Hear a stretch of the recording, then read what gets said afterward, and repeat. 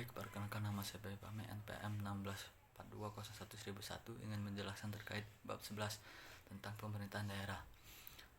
1. Desentralisasi. Kata desentralisasi berasal dari bahasa Latin yaitu de yang artinya lepas dan sentrum artinya pusat. Berarti desentralisasi adalah melepaskan diri dari pusat. Desentralisasi adalah tata pemerintahan yang lebih banyak memberikan kekuasaan pada pemerintah daerah, atau desentralisasi adalah penyerahan sebagian wewenang pimpinan kepada bawahan. Desentralisasi adalah suatu sistem yang dipakai dalam bidang pemerintahan yang merupakan kebalikan desentralisasi. Dalam sistem sentralisasi, kewenangan pemerintahan baik di pusat maupun di daerah diputuskan dalam tangan pemerintah pusat. Pejabat-pejabat di daerah hanya melaksanakan kehendak pemerintah pusat. Dalam sistem desentralisasi, sebagai kewenangan pemerintah pusat dilimpahkan pada pihak lain untuk dilaksanakan pelimpahan kewenangan pemerintahan pada pihak lain untuk dilaksanakan disebut desentralisasi. Delian-Guy mengatakan desentralisasi adalah pelimpahan wewenang dari pemerintahan pusat kepada satuan-satuan organisasi pemerintahan untuk menyelenggarakan segenap kepentingan setempat dalam kelompok penduduk yang mendiami suatu wilayah. Delian-Guy menambahkan alasan dianutnya desentralisasi adalah: 1.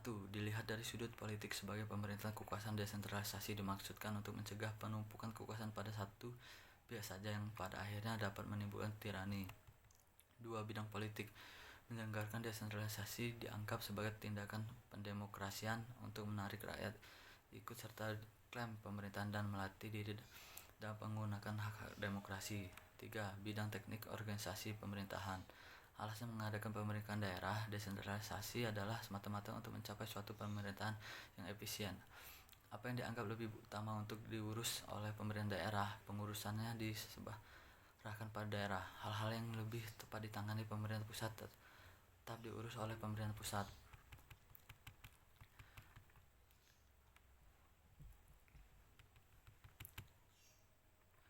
4. Bidang kultural. Desentralisasi perlu diadakan supaya perhatian dapat sepenuhnya ditempatkan kepada khususnya suatu daerah, seperti geografis, keadaan penduduk, kegiatan ekonomi, watak budaya, atau latar belakang sejarahnya. Bidang kepentingan pembangunan ekonomi. Desentralisasi diperlukan karena pemerintah daerah dapat lebih banyak dan secara langsung membantu pembangunan daerah tersebut. Menurut Bagaimanan, dalam pengertian desentralisasi terdapat dua hal utama, yaitu: pertama, desentralisasi diartikan sebagai penyerahan urusan pemerintah kepada daerah. Dengan perkataan lain, hanya ada satu bentuk desentralisasi, yaitu otonomi. Kedua, otonomi hanya adalah kalau ada penyerahan overgen urusan pemerintahan kepada daerah. Tidak terdapat aspek overland berdasarkan pasal 1 ayat 8 Undang-Undang Nomor 23 Tahun 2014 tentang pemerintahan daerah. Desentralisasi adalah penyerahan urusan pemerintahan oleh pemerintah pusat kepada daerah otonomi berdasarkan asas otonomi. Jadi desentralisasi adalah proses penyerahan sejumlah urusan pemerintahan dari pemerintah pusat atau dari pemerintah daerah tingkat yang lebih tinggi kepada pemerintah daerah tingkat yang lebih rendah, sehingga menjadi urusan rumah tangga sendiri.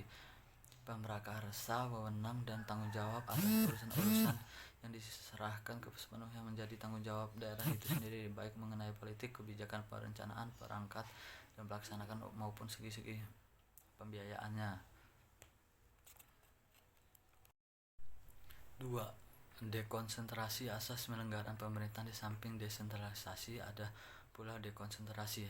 Bahasa halus dari sentralisasi adalah dekonsentrasi. Menurut pasal 1 ayat 9 Undang-Undang Nomor 23 Tahun 2014 tentang pemerintahan daerah, dekonsentrasi ada pelimpahan sebagian urusan pemerintahan pusat pada gubernur sebagai wakil pemerintah pusat, kepada instansi vertikal di wilayah tertentu, atau kepada gubernur dan bupati kota sebagai penanggung jawab urusan pemerintahan umum. Menurut Laika Marzuki, dekonsentrasi merupakan decentralisasi, yakni pelimpahan kewenangan dari alat perlengkapan negara di pusat pada instansi bawahan guna melaksanakan pekerjaan tertentu dalam menyelenggarakan pemerintahan. Sementara Brian Smith mengatakan ciri dekonsentrasi adalah: 1. Melimpahkan kewenangan untuk melaksanakan fungsi-fungsi tertentu yang dirinci dari pemerintah pusat pada pejabat pemerintah pusat yang ada di daerah. 2. Penerima kewenangan adalah pejabat pemerintah pusat yang ada di daerah. 3. Tidak mencakup kewenangan untuk menetapkan kebijakan dan kewenangan untuk mengatur. 4. Tidak menciptakan otonomi dan daerah otonomi, tapi menciptakan wilayah administrasi. 5. Keberadaan fil administration berada di dalam hierarki organisasi pemerintahan pusat. 6.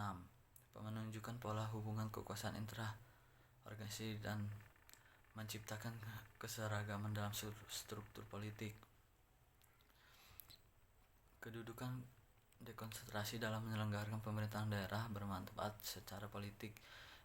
Eksistensi dekonsentrasi akan dapat mengurangi keluhan-keluhan daerah, proses-proses daerah terhadap kebijakan pemerintah pusat secara ekonomis.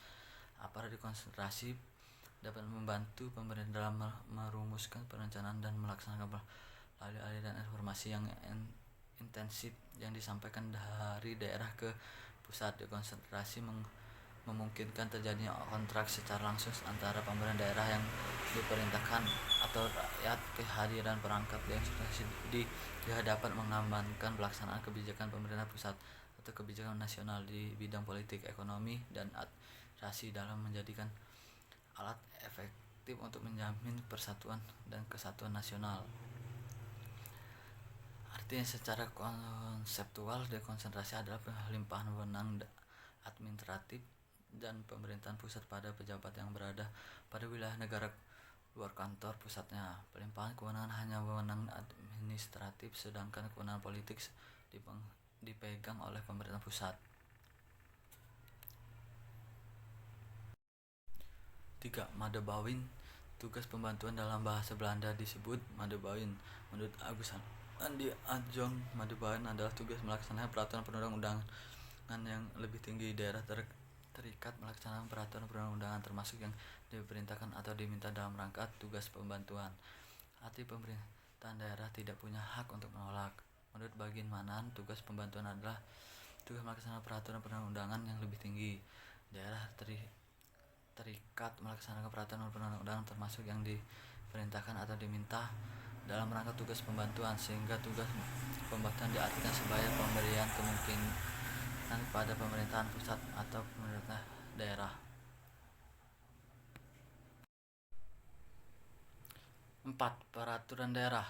Kedudukan Perda tidak dapat dilepaskan dari pelaksanaan otonomi daerah. Lokal autonomy. Perda sebagai alat produk hukum daerah merupakan sesuatu yang inherent dengan sistem otonomi daerah. Peraturan daerah yang selanjutnya disebut Perda atau yang disebut dengan nama lain adalah Perda provinsi dan Perda kabupaten kota. Perda merupakan peraturan untuk melaksanakan aturan hukum di atasnya dan menampung kondisi khusus dari daerah yang bersangkutan. Oleh sebab itu, pembentukan Perda perlu mendapatkan perhatian secara saksama dan secara substansi, berpihak kepada aspirasi dan kepentingan masyarakat lokal secara keseluruhannya. Perda dijadikan sebagai alat transformasi sosial dan demokratisasi di daerah sebagai berwujudnya masyarakat daerah yang mampu menjawab perubahan di era otonomi dan globalisasi serta terciptanya good local governance, tata kelola pemerintahan lokal yang baik sebagai dari pembangunan berkelanjutan di daerah. Untuk itu dibutuhkan pembentukan Perda. Selaras dengan hal tersebut, tujuan memberikan otonomi daerah adalah 1.